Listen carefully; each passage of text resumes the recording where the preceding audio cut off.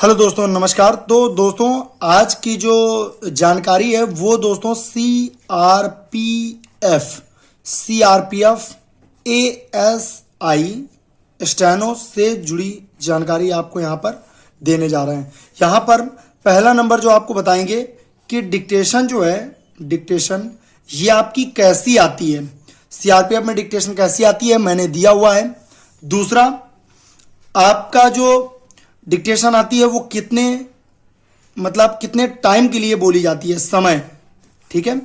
Typing उसमें क्या होगी और उसमें डरना नहीं है, उसको निकालना कैसे है, पूरा एक एक मेथड आपको यहां पर बताया जाएगा, ठीक है।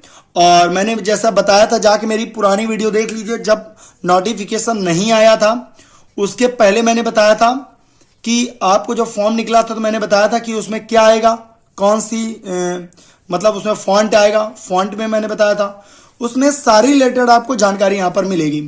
तो डिक्टेशन दोस्तों इसकी आती है, देखो सीधी बात है, इसका डिक्टेशन थोड़ा सा हार्ड आता है, ठीक है। जैसे कोर्ट है, कोर्ट में डिक्टेशन हमेशा लीगल टाइप की आती है, यानी थोड़ी सी हार्ड आती है, ठीक है।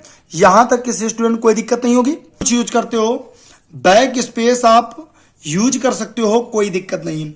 लेकिन इसमें जो पेपर आता है वो हमेशा एडिटोरियल आता है। कैसा आता है? एडिटोरियल आता है। एडिटोरियल ही आपका आएगा, एडिटोरियल आप अच्छे से तैयार कर लो। और दूसरा, निबंध।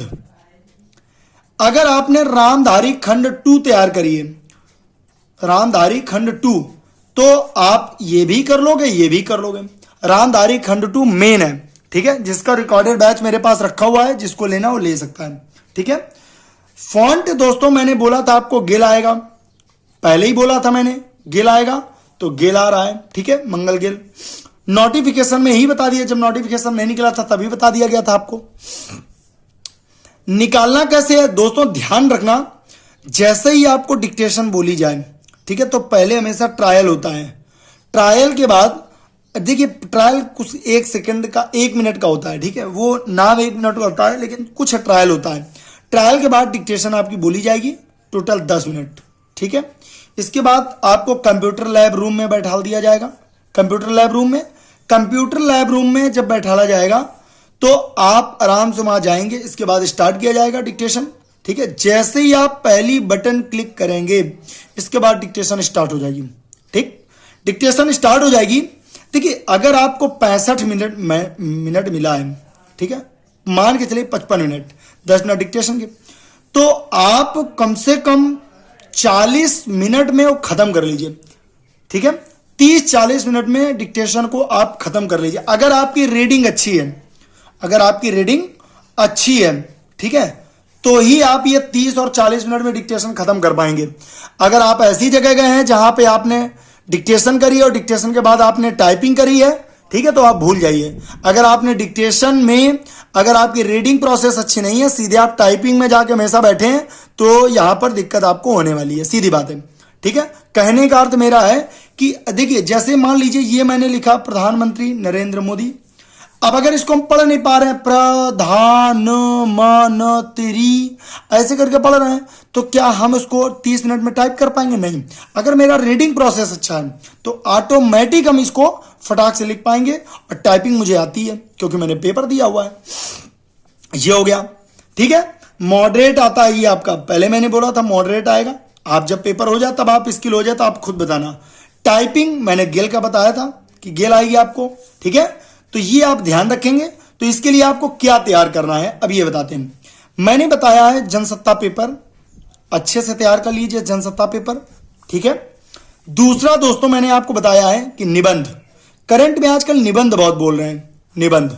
तो निबंध अगर देखिए, और रामधारी खंड 2, अब देखना, आप कहोगे सर आपने तो तीनों बोल दिए, ठीक है।